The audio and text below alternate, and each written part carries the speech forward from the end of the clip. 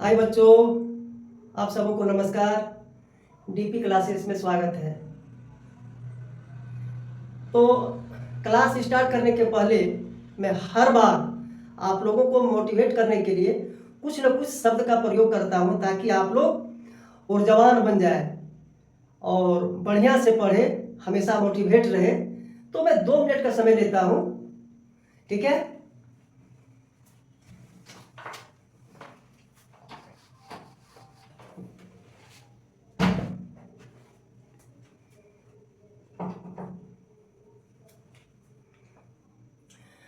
बच्चों, ये आप है, थर्ड पर्सन, एक आप है और आप पढ़ रहे हैं। और मान लिया जाए बच्चा का नाम कुछ भी है, हम पकड़ते हैं मृत्युंजय है, और वो कम से कम 3, 4, 5, 6 एग्जाम दिया, पढ़ा, मेहनत किया, और मेहनत करने के बाद उनको जॉब नहीं लगा, यानी उसको उसके अंदर में कुछ ना कुछ कमी थी, इसके वजह से जॉब नहीं लगा, तो वो बेरोजगार हो गए। और जैसे ही बेरोजगार बन गए, इसका मतलब है कि वो गरीबी की शिकंजा में कसने लगा, यानी वो गरीब बन गया। क्या बन गया? गरीब बन गया, गरीब बन गया। लेकिन इस सांसारिक बोझ उसके ऊपर आने के बाद वो क्या किया, काम करने के लिए दिल्ली, गुजरात, बम्बई, महाराष्ट्र चल गया। और वहां जाने के बाद 12 घंटा का काम, और बदले में उसको सिर्फ 12,000 रुपया मिल रहा था, और वो भी कमर तोड़ वर्क, हड्डी तोड़ काम मिल रहा था। तो जब वो रूम गया, रूम जाने के बाद में वहां बैठा और अपने आप को सोचने लगा कि मैं क्या किया, मेरा जिंदगी कैसा हो गया, मैं बर्बाद हो गया। उसी के बीच में एक किताब का नजर आया। वो किताब को लिया और वो सीने में लगा लिया, ऐसा सीने में लगा लिया, माथे में लगा लिया, और पटक पटक कर वो रोने लगा। और कोई शब्द का प्रयोग किया उसने। वो शब्द क्या है? मैं मतलब खुद, तुम मीन्स किताब, और एक, ठीक है, एक का मतलब है उसके साथ मित्रता, समझ रहे हैं? तो क्या कह के रो रहा था, खाली सुनिएगा। ऐसा किताब सीने में रखकर, ऐसा किताब सीने को लगा लिया और रो रहा था। कह रहा था, मैं और तुम अगर हम हो जाते, मैं और तुम अगर हम हो जाते, कितनी हंसी आलम हो जाते, मैं और तुम अगर हम हो जाते, तेरे बिना ना आए चैन, ना आए करार मुझे, सारे वो दूर भरम हो जाते, मैं और तुम अगर हम हो जाते। बच्चों, लेकिन जब चिड़िया चुग गई खेत तो पीछे पछताए होत क्या? जब बारी था मैं और किताब के साथ मिलना, हम होने का, तो किया नहीं। अब रोने से कुछ होने वाला नहीं है। इसीलिए बच्चे, आप लोग मेहनत कीजिए और समय के पहले जग जाइए, नहीं तो बर्बाद होना तो निश्चित है, क्योंकि जिसने किताब को छोड़ा है वो जिंदगी भर रोया है। ठीक है, मैं क्लास को स्टार्ट करता हूं। कलम और कॉपी उठाइए और मेरे साथ लग जाइए। पीटी और मैथ के दृष्टि से एकदम पावरफुल क्लास लेंगे, और हर एक पॉइंट को नोट कीजिए।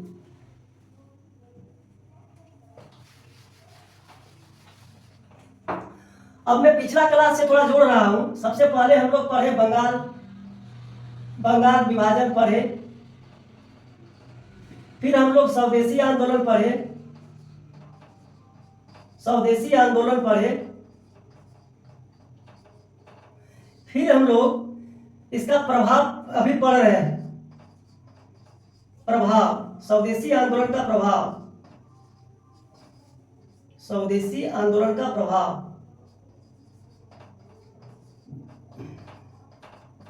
आंदोलन का प्रभाव, और असफलता का कारण, असफलता का कारण। तो हम लोग बंगाल विभाजन पढ़ चुके हैं, स्वदेशी आंदोलन पढ़ चुके हैं। आज हम जो है स्वदेशी आंदोलन का प्रभाव, स्वदेशी आंदोलन होने के बाद में हमारे जनजीवन पर, हमारे देश पर क्या असर हुआ, क्या प्रभाव पड़ा, किन किन क्षेत्रों पर पड़ा, और इतना अच्छा आंदोलन होने के बाद भी वो ज्यादा सफल नहीं हो पाया। किस कारण से असफल? आज ये दोनों हम लोग पढ़ेंगे, असफलता का कारण और स्वदेशी आंदोलन का प्रभाव या परिणाम।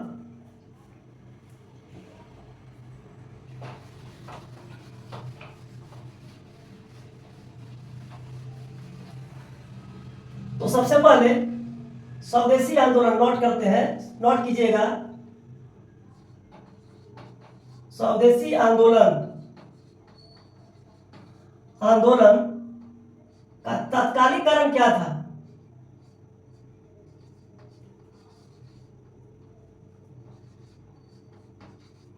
तात्कालिक कारण क्या था? क्या था? बंगाल विभाजन। बंगाल विभाजन। स्वदेशी आंदोलन की घोषणा कब हुआ था? घोषणा कब हुआ था? पिछला वीडियो से मैं जोड़ रहा हूं। घोषणा 7 अगस्त 1905। यानी जब हम पढ़ाएंगे बंगाल विभाजन तो आपको समझ लेना होगा कि स्वदेशी आंदोलन का ही बात कर रहे हैं, क्योंकि एक दूसरे से एकदम सटा हुआ है, क्योंकि तत्कालिक कारण बंगाल विभाजन ही है स्वदेशी आंदोलन का। ठीक है,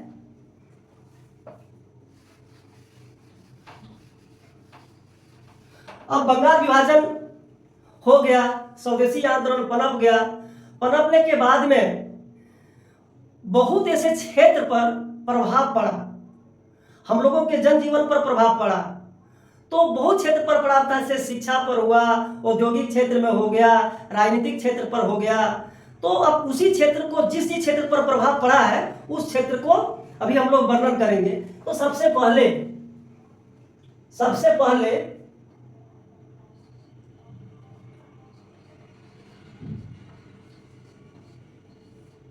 शिक्षा के क्षेत्र पर प्रभाव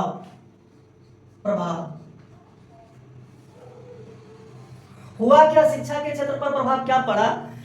जब बहिष्कार हो गया, सभी वस्तुओं का गरम दल ने पूर्ण रूप से बहिष्कार कर दिया। इसका मतलब हुआ क्या कि ब्रिटिश द्वारा बनाए गए जितने भी स्कूल, कॉलेज, संस्थाएं थी, विश्वविद्यालय थी, पूर्ण रूप से बहिष्कार कर दिए यहाँ की जनता ने, बंगाल की जनता ने। तो इससे क्या हुआ? बच्चा शिक्षा से वंचित होने लगे, और जब वंचित होने लगे तो कुछ शिक्षाविदों ने शिक्षा पर काम किया, शिक्षा को आगे बढ़ाने के लिए कुछ काम किया।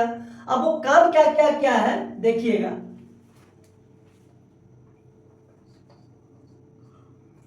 सबसे पहले एक शिक्षा कोष का गठन किया गया।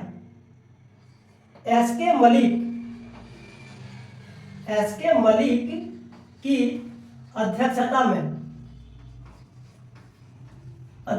में शिक्षा कोष का गठन किया। शिक्षा कोष का गठन किया। देखिए, कोई भी संस्था को चलाने के लिए पैसा का जरूरत होता है, तो पैसा रखने के लिए एक फंड होना चाहिए, एक संगठन होना चाहिए। तो ये जो है शिक्षा कोष का गठन किया, और इस शिक्षा कोष में सबसे ज्यादा दान देने वाले एक व्यक्ति थे, उसका नाम है दान देने वाले व्यक्ति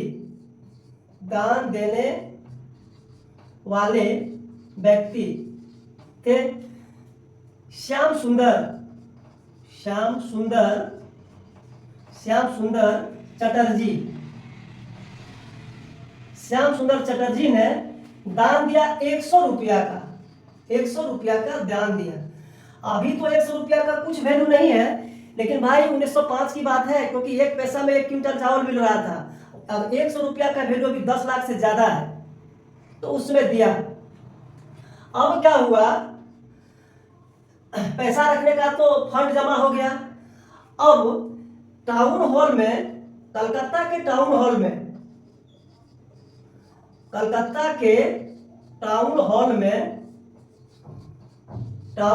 में एक सभा बुलाया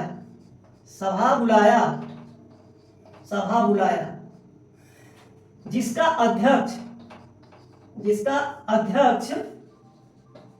अध्यक्ष रास बिहारी घोष को बनाया। और फिर एक काम किया, अगला काम क्या किया,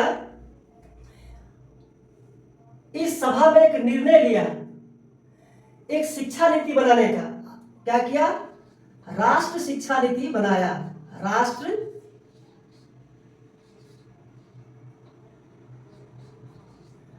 शिक्षा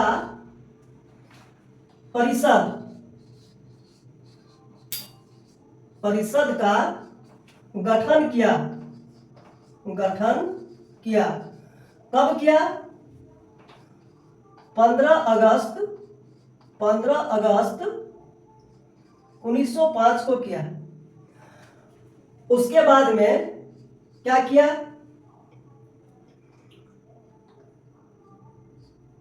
और शिक्षा परिषद का अध्यक्ष किसे बनाया गया? जिसका अध्यक्ष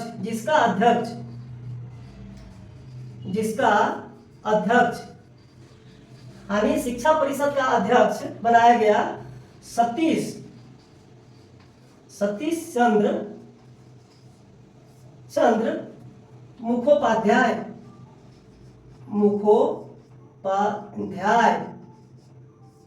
को बनाया गया। सबसे पहले एस.के. मलिक की अध्यक्षता में शिक्षा कोष का गठन किया गया पैसा को रखने के लिए। उसके बाद उसमें दान दिया 100 रुपया। फिर कलकत्ता के टाउन हॉल में एक सभा बुलाया जिसका अध्यक्ष रासबिहारी घोष बना। उसके बाद में इस सभा में निर्णय लिया राष्ट्र शिक्षा परिषद का गठन किया गया 15 अगस्त 1905 को, और जिसका अध्यक्ष सतीश चंद्र मुखोपाध्याय बने। उसके बाद में क्या हुआ? एक कॉलेज बनाया।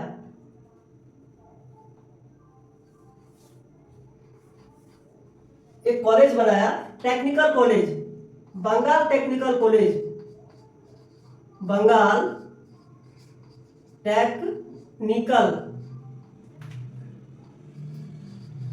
Technical college.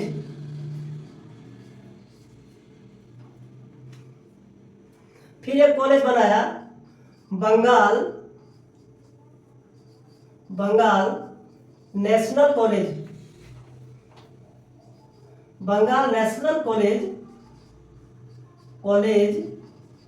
की स्थापना किया।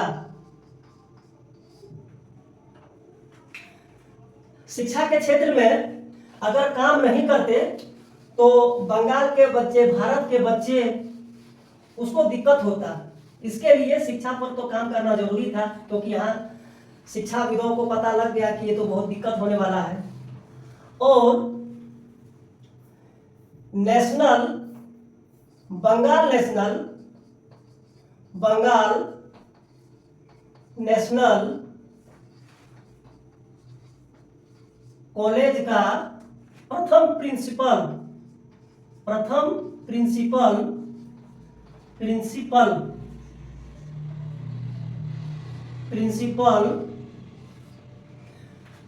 अरविंद घोष को बनाया गया था। अरविंद घोष को बनाया गया। और इसे क्या किया? 75 रुपया, याद रखना है, 75 रुपया प्रति मास देने लगा। और कुछ दिनों के बाद में 75 रुपया के जगह पर उसको 150 रुपया देने लगा। लेकिन अरविंद घोष नहीं लेना चाहते थे, क्योंकि राष्ट्र के प्रति इनको बहुत प्रेम था। क्योंकि उनको पता था कि हम पैसा लेंगे तो फिर मेरे बाल बच्चे बंगाल, झारखंड के, चाहे देश के बच्चे कैसे पढ़ेंगे। उनको लेने का मन नहीं था, उनको मनवाया गया कि आप लीजिए, ठीक है। और फिर हुआ इसी समय में एक डॉन सोसाइटी था, याद रखिएगा, डॉन सोसाइटी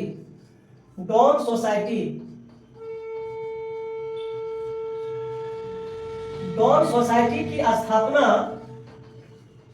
स्थापना 1902 ईस्वी में हुआ था।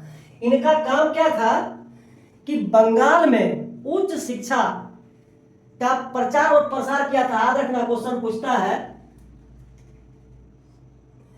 इसका संस्थापक कौन था, स्थापना किसने किया था?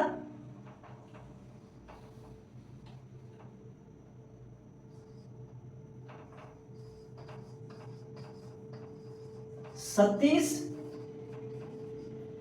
चंद्र पीसी राय ने किया था। पीसी राय ने किया था। इसका उद्देश्य यही था, वो तो हम नहीं लिखेंगे, आप लोग लिख लीजिएगा कि उच्च शिक्षा का प्रचार प्रसार करना इनका काम था। क्वेश्चन पूछता है। अब क्या हुआ कि धीरे धीरे शिक्षा का क्षेत्र में तो काम होने लगा, बच्चे सब स्कूल जाने लगे, लेकिन इसकी भनक ब्रिटिश सरकार को लग गया। अब ब्रिटिश सरकार ने क्या किया, आंदोलनकारियों को दबाने के लिए, रोकने के लिए 2 सर्कुलर बनाए थे। 2 सर्कुलर याद रखना है, बहुत इंपॉर्टेंट क्वेश्चन है। जितना भी है मैन और पीटीआर रेलवे के लिए तो गर्दा उड़ जाएगा, ठीक है। और इसमें क्या किया, अंग्रेज ने 2 सर्कुलर बनाया था। ब्रिटिश सरकार ने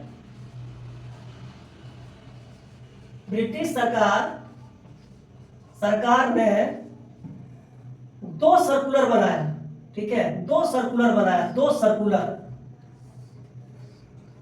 एक है कार्लाइल सर्कुलर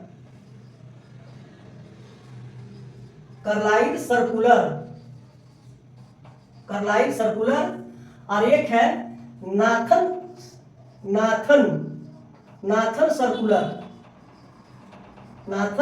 सर्कुलर। ये कार्लाइल साहब उस समय बंगाल के मुख्य सचिव थे, याद रखना है। बंगाल के मुख्य सचिव थे, नोट करके लिख लीजिएगा। अब इसने एक पत्र निकाला और जिला के मजिस्ट्रेट को पत्र के माध्यम से हिदायत दिया कि कोई भी, अब उसमें उस पत्र में उसका सिग्नेचर था, और दिया कि जिस कॉलेज या स्कूल का बच्चा अगर आंदोलन में भाग लेता है, स्वदेशी आंदोलन में अगर भाग लेगा, तो बच्चा छोड़िए, हम स्कूल का ही लाइसेंस खत्म कर देंगे। याद रखिएगा, ये इसने निकाला था कि जिस कॉलेज का बच्चा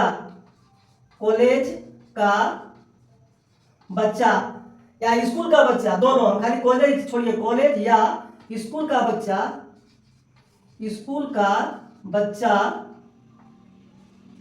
बच्चा आंदोलन में भाग लेगा, आंदोलन में भाग लेगा, तो उस कॉलेज का लाइसेंस या संबद्धता, जिसको बोलते हैं संबद्धता समाप्त कर दिया जाएगा। क्या कर दिया जाएगा कि जिस कॉलेज या स्कूल का बच्चा आंदोलन में भाग लेगा, तो उस कॉलेज लिख देते हैं, यहाँ लिखिए, उस कॉलेज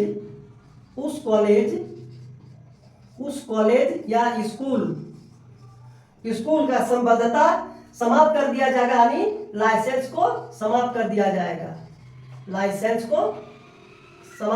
जाएगा, ठीक है। अब इसने क्या किया, नाथन सर्कुलर ने क्या किया, नाथन सर्कुलर ने क्या, ये पूर्वी बंगाल, इस सर्कुलर को पूर्वी बंगाल, ठीक है, पूर्वी बंगाल में लागू किया था,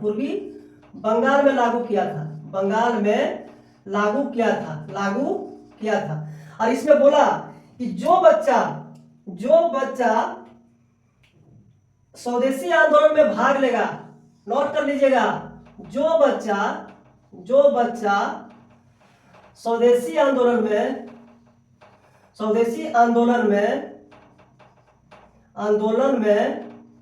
भाग लेगा, उसको सरकारी नौकरी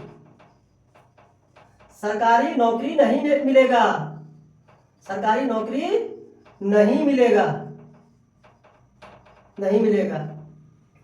अब ये सर्कुलर, दोनों सर्कुलर जो है देखा, और बंगाल की जनता भड़क गया और विरोध करने लगा। लाजमी है कि इतना कठिन, इतना कठोर नियम अगर बनाएगा तो विरोध तो होगा, लेकिन शिक्षा पर ही ये प्रहार था, समझ रहे हैं, शिक्षा पर ही प्रहार था।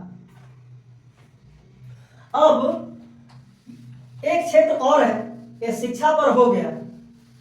अब आया राजनीतिक क्षेत्र पर, दूसरा नंबर राजनीतिक क्षेत्र पर। राजनीतिक क्षेत्र पर प्रभाव स्वदेशी आंदोलन का प्रभाव लाजमी है कि राजनीतिक क्षेत्र पर भी पड़ेगा। और राजनीतिक क्षेत्र में भारत का सबसे बड़ा पार्टी राजनीति करने वाला कांग्रेस था, तो निश्चित है कि कांग्रेस पर तो पड़ना तय था। अब आइए कांग्रेस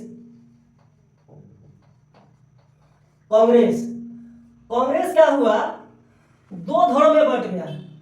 कांग्रेस दो धड़ों में बट गया, एक नरम दल और एक गरम दल। तो पहले से भी हम पढ़ाए हैं, पर संक्षेप लेते हैं। नरम दल का मानना था कि बंगाल विभाजन का मुद्दा, देखिए जब बंगाल विभाजन पढ़ा रहे हैं इसका मतलब समझ लीजिएगा कि स्वदेशी आंदोलन ही पढ़ा रहे हैं, ठीक है, ताकि आपका कंसेप्ट क्लियर हो जाए। इनका कहना था कि बंगाल विभाजन का मुद्दा को बंगाल विभाजन का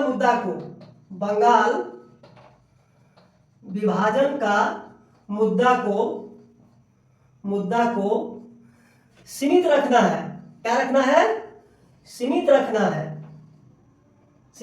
है, ताकि बाहर में कोई दिक्कत नहीं हो, आंदोलन नहीं हो, ज्यादा हल्ला गुल्ला नहीं हो। लेकिन गरम दल का मानना था कि नहीं, बंगाल भी भारत का ही एक अंग है, जो बंगाल को दिक्कत हुआ पूरे देश को दिक्कत है। इसके लिए इनका मानना क्या था कि नहीं, इसको हम पूरे देश में फैलाएंगे, यानी यानी बंगाल विभाजन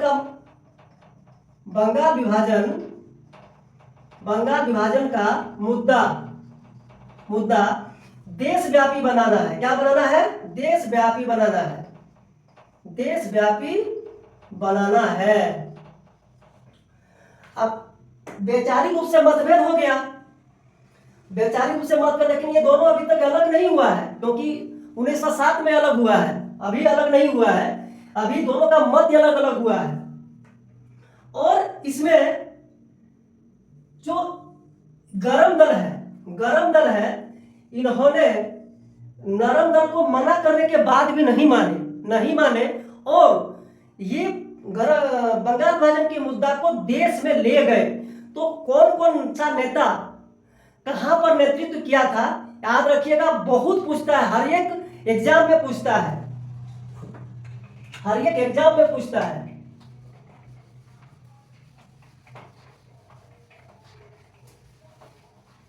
अब जैसे ये हो गया क्षेत्र, ये हो गया क्षेत्र, और इधर होगा नेतृत्वकर्ता। यानी स्वदेशी आंदोलन या बंगाल विभाजन को किसने कहां से नेतृत्व किया था, मेरा कहने का मतलब यही है। तो एक नंबर मुंबई ये और पुणे से बाल गंगाधर तिलक ने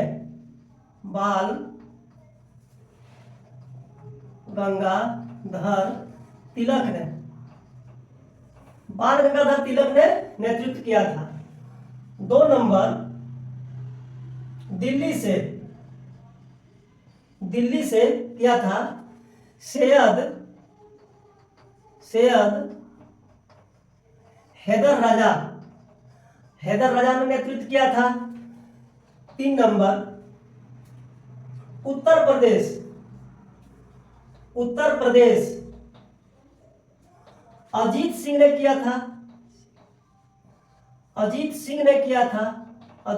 किया।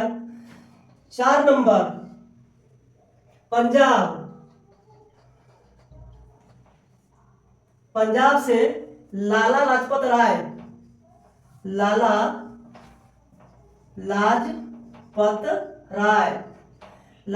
राय ने किया था। और 5 नंबर मद्रास से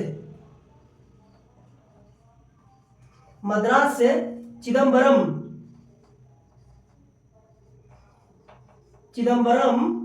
पिल्ले ने नेतृत्व किया था। देखिए बहुत इंपॉर्टेंट है, 1 2 3 4 5, ये पांचों इंपॉर्टेंट है, सब एग्जाम में पूछता है। कोई भी एग्जाम ऐसा एग्जाम नहीं है जो कि नहीं पूछता है, ठीक है। और जब तक आप नोट्स नहीं बना लीजिएगा, तब तक आपका कंसेप्ट क्लियर नहीं होगा। वीडियो सुनिएगा, एक बार 2 बार सुनिएगा, फिर भी दिमाग में नहीं रहेगा, इसलिए नोट्स बनाना जरूरी है भाई। और जितना मैं बता रहा हूं इससे बाहर तो क्वेश्चन नहीं जाएगा। ये हो गया आपका राजनीतिक क्षेत्र पर प्रभाव पड़ा था। और राजनीतिक क्षेत्र में प्रभाव क्या पड़ा कि मजदूरों की समस्या के, देखिए मजदूरों मैंने राजनीति होने लगा ना, मजदूरों की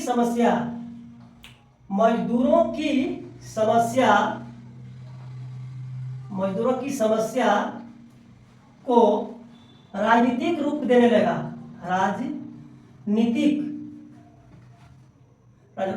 रूप देने लगा। मतलब जो भी कुछ समस्या पहले होता था तो मजदूर सहन कर लेता था, लेकिन इसमें कोई विकल्प नहीं है कि यदि हम अगर काम करेंगे तो हमको सही दाम मिलना चाहिए, ठीक है। और एक राजनीति होने लगा कि ब्रिटिश कपड़ा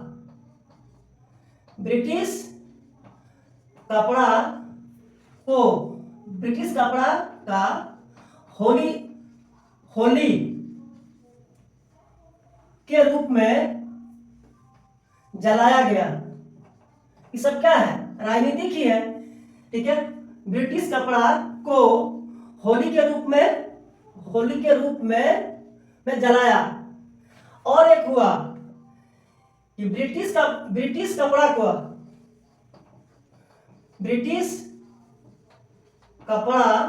को जिस दुकान में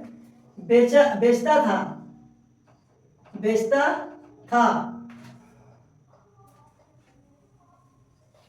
उस दुकान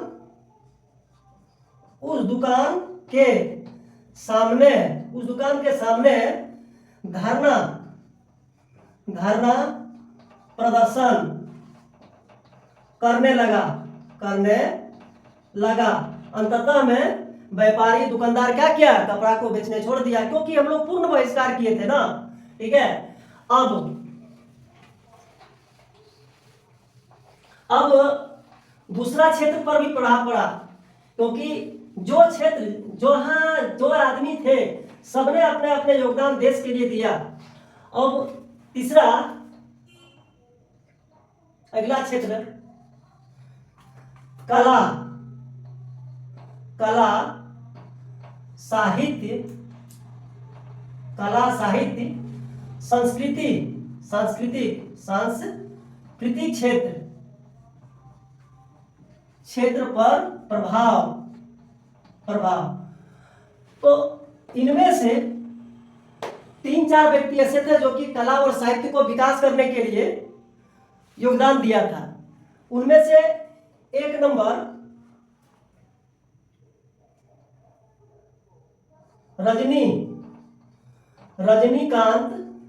रजनीकांत सेन, 2 नंबर में मुकुंद दास,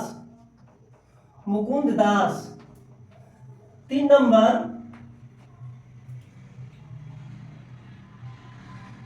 रविंद्रनाथ टैगोर,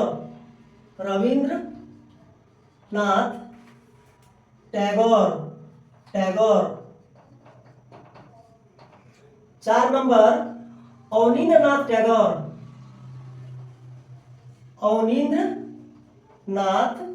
टैगोर। अब उस समय रविंद्रनाथ टैगोर ने क्या किया, रविंद्रनाथ टैगोर ने क्या किया, रविंद्रनाथ टैगोर ने यामार सोनार बांग्ला की रचना किया था। साहित्य के क्षेत्र में योगदान देने लगा। यामार सोनार बांग्ला की रचना किया, जो बांग्लादेश का राष्ट्रगान बन गया, राष्ट्रगान बना। उसके बाद में अवनींद्रनाथ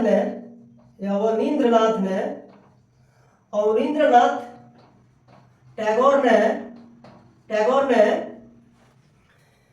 1907 ईस्वी में, याद रखना है, 1907 ईस्वी में इंडियन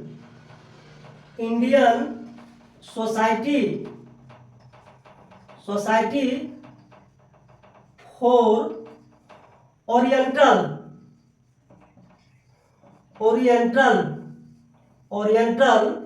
आर्ट्स की स्थापना किया। ठीक है, याद रखना, बहुत पूछता है। आर्ट्स की स्थापना किया। ये Indian society for oriental arts कला के क्षेत्र में जो बहुत अच्छे कलाकार थे उनको आगे बढ़ाने के लिए उनको छात्रवृत्ति देता था। तो एक विद्यार्थी था, उसको छात्रवृत्ति मिला था, वो था नंदलाल। ठीक है, नंदलाल को लिख लीजिएगा। नंदलाल को छात्रवृत्ति मिला इस सोसाइटी से। ठीक है, इंडियन सोसाइटी फॉर ओरिएंटल, ठीक है, ओरिएंटल आर्ट्स के द्वारा मिला था। ठीक है, एकदम बारीकी से लिखिए ताकि दिक्कत नहीं हो आप लोगों को। फिर अवनींद्रनाथ टैगोर ने कला के क्षेत्र में कुछ ऐसा योगदान किया जो कि आज भी अमर है। यानी अवनींद्रनाथ टैगोर का चित्र बनाया गया। ठीक है, बनाया गया चित्र जो कि सब एग्जाम में पूछता है। एक नंबर,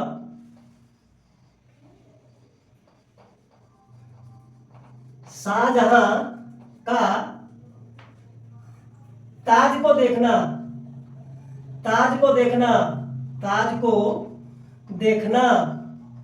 भाई ऐसा सब चित्र है, याद रखना है। 2 नंबर में बुद्ध और सुजाता।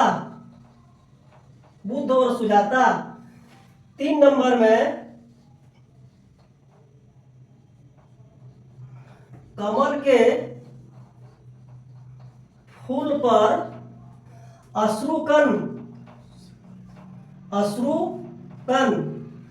और 4 नंबर में भारत माता का फोटो चित्र।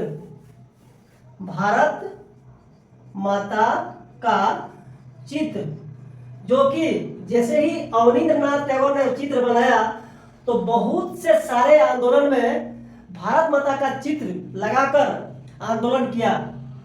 और ये कमल के फूल पर अश्रु, मतलब एक कमल फूल फूला हुआ है, उसके ऊपर में देखिएगा कोई औंस टपकता है तो कितना अच्छा सुबह के टाइम में दिखता है, उसका फोटो बनाया है। और बुद्ध और सुजाता के विषय में तो आपको क्या बताया, जब बुद्धा पढ़ाएंगे तो पूरा डिटेल पढ़ाएंगे, जब गौतम बुद्ध के विषय में। और शाहजहां ताजमहल तो आप जान ही रहे हैं। ठीक है, अब एक क्षेत्र और है जहां पर भी बहुत प्रभाव पड़ा था। वो क्षेत्र था औद्योगिक क्षेत्र, याद रखना है। 4 नंबर में औद्योगिक क्षेत्र।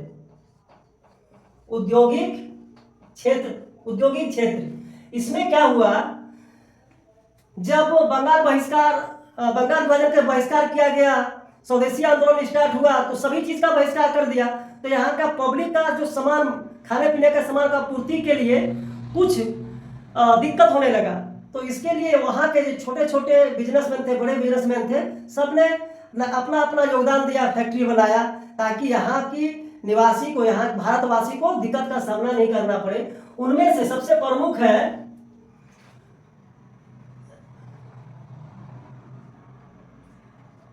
पीसी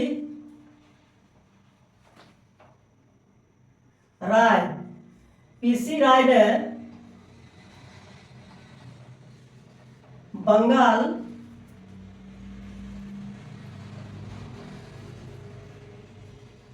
केमिकल स्वदेशी स्टोर खोला और भारत का बना हुआ सामान को स्टोर किया गया और सब आदमी खरीदा और अपना जीवन यापन करने लगा। उसके बाद में क्या हुआ, जैसे कपड़ा भी बहिष्कार किया, तो दिया सलाई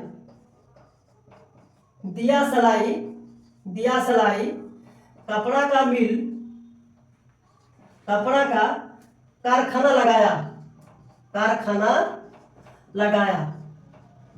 लगाया। हालांकि पूंजी या नोट का आप लोग लिख लीजिएगा, लेकिन पूंजी और तकनीकी के अभाव में ज्यादा कुछ प्रभाव नहीं कर पाया था, लेकिन उस समय तत्काल के लिए वो लोग काम किया था। यह व्यापारी को दिक्कत होने लगा क्योंकि बैंक को भी बहिष्कार कर दिया था, तो एक अपना बैंक चाहिए, तो बैंक ऑफ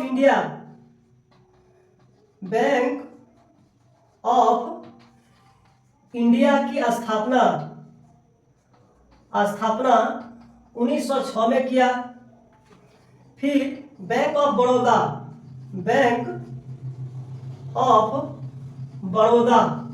की स्थापना 1908 में किया। और सेंट्रल बैंक ऑफ इंडिया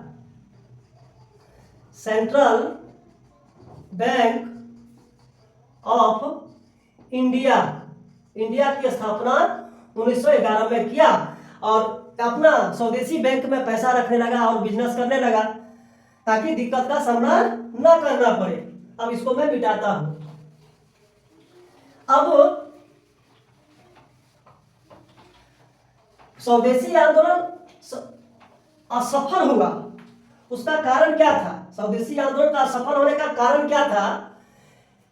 असफलता का कारण लिखिएगा, स्वदेशी आंदोलन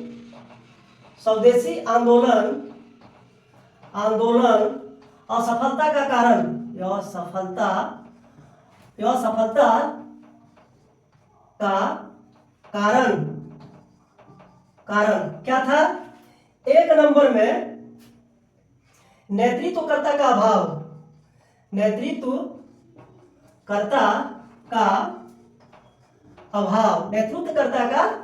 अभाव। इसमें क्या हुआ, बाल गंगाधर तिलक को क्या किया,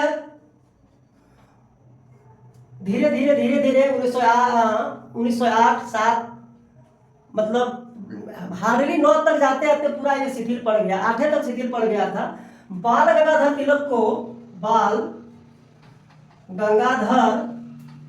तिलक को 6 वर्ष का सजा हो गया। 6 वर्ष का सजा हो गया, सजा हुआ। और बर्मा के मांडले जेल में, याद रखना है, बर्मा के मांडले जेल भेज दिया। तो लाल बाल पाल यानी त्रिगुट, उनमें से एक नेता जो उग्र दल का था यानी गरम दल का नेता था, वो तो चल गया जेल, तो नेतृत्वकर्ता का अभाव हो गया। दूसरा, रास बिहारी घोष,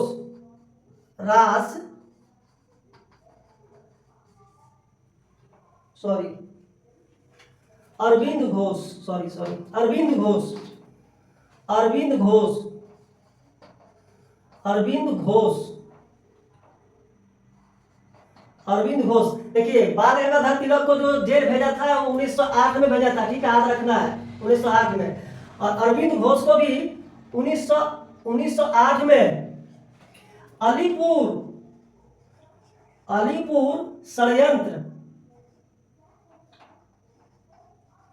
षड्यंत्र केस में सजा हो गया। हो गया, और जेल चले गए, और जेल चला गया, जेल चला गया, चला गया। एक नेता ये भी थे गरम दल का, ये भी चल गए। तीसरा,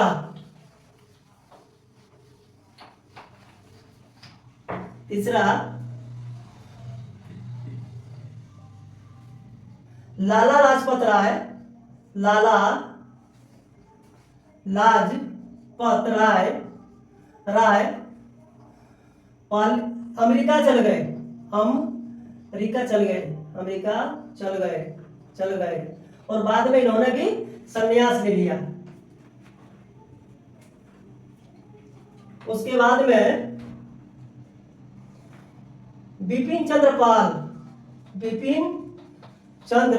पाल राजनीति से संन्यास ले लिया,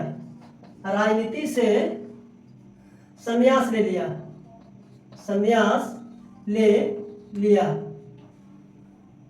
अरविंद घोष जब जेल से निकला तो उन्होंने क्या किया था, याद रखना है, वहां तो नहीं लिख पाए हम, वो पांडिचेरी चले गए। अरविंद घोष पांडिचेरी चले गए, और विले याद रखना है, ओरोविले आश्रम की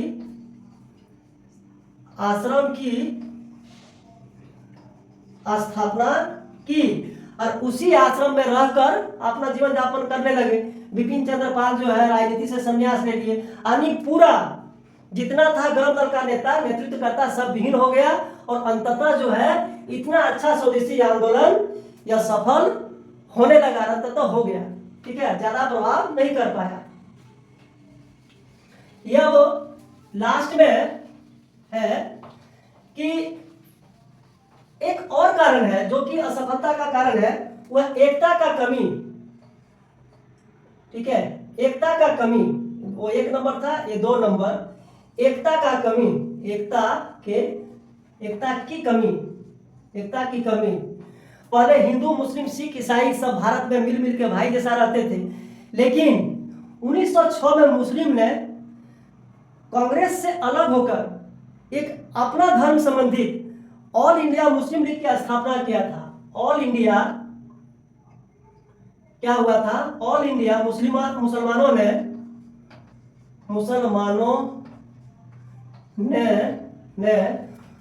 मुस्लिम लीग की स्थापना, मुस्लिम लीग की स्थापना ढाका में किया 1906 ईस्वी में। सलीमुल्लाह खां इसका संस्थापक थे, सलीमुल्लाह खां एवं आगा खां भी इसमें संबंधित थे। ठीक है, आगा खां।